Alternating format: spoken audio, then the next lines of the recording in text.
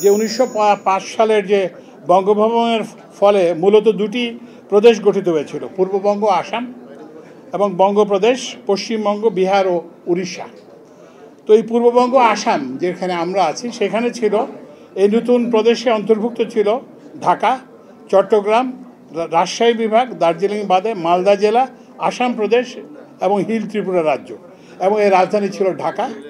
আর যে বঙ্গপ্রদেশ পশ্চিম অংশ, এর অংশে ছিল পশ্চিমবঙ্গ, বিহার এবং উড়িষ্যা, এর রাজধানী ছিল কলকাতা।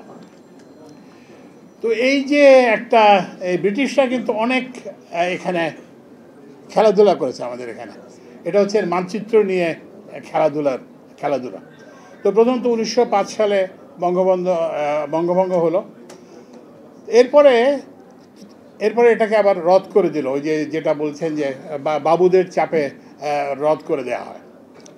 তো এরপরে আবার যে যখন ভাঙা হলো, আবার যখন দ্বিতীয় বঙ্গভঙ্গ, যেটাকে মাহবুবুল্লাহ ভাই তার বইতে বলেছেন, তখন আবার একটা কৃত্রিম করা হলো, যে পশ্চিম পাকিস্তানের সঙ্গে পূর্ববঙ্গকে জুড়ে দেওয়া হলো। তো সেই জন্য অবশ্যম্ভাবীভাবে ইতিহাসের ধারায় 71 সালে আবার এই পূর্ববঙ্গ গঠিত হলো। তো এখন আমার যে কথাটা মনে হচ্ছে, এবং আপনাদেরকে যে কথাটা নিয়ে আপনাদের ভাবতে বলি, যে সেটা হচ্ছে, যদি সেদিন বঙ্গভঙ্গ রদ না হতো তাহলে আজকে কি হতো।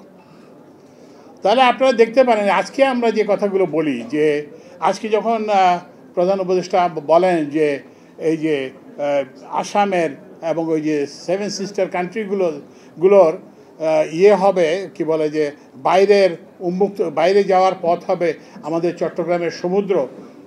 তো কিন্তু আপনি এই যে পূর্ববঙ্গ প্রদেশের যে ধারণা, এটার সঙ্গে এটা সম্পূর্ণ কিন্তু সঙ্গতিপূর্ণ।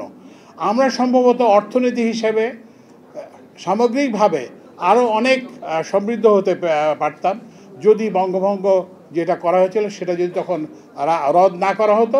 এবং তখন যদি সেটা না করা হতো, তাহলে কিন্তু এই যে আবার এক যেটা 47 সালের যে একটা কৃত্রিম রাষ্ট্র তৈরি, পাকিস্তান রাষ্ট্র তৈরি, সেটারও প্রয়োজনীয়তা থাকতো না। এবং যদি তা হতো, তাহলে যেটা বললাম যে আবার এবং এরপরে যে স্বাধীনতার যে রক্তক্ষয়ী সংগ্রাম, সেটারও প্রয়োজনীয়তা হতো না। কিন্তু আপনারা বুঝতে পারছেন যে এটা কারো স্বার্থে হয়নি, যে বাঙালি মুসলমানরা একটা শক্তিশালী এবং স্বয়ম্ভর রাষ্ট্রে পরিণত হবে, এবং সেজন্যই তারা এই রাষ্ট্রের বিরোধিতা করেছিলেন। যাই হোক, ইতিহাসের এই পথ চলা অব্যাহত আছে।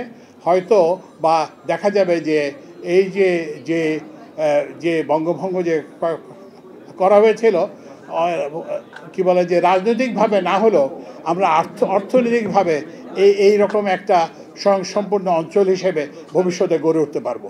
তা আপনাদের সবাইকে অনেক ধন্যবাদ।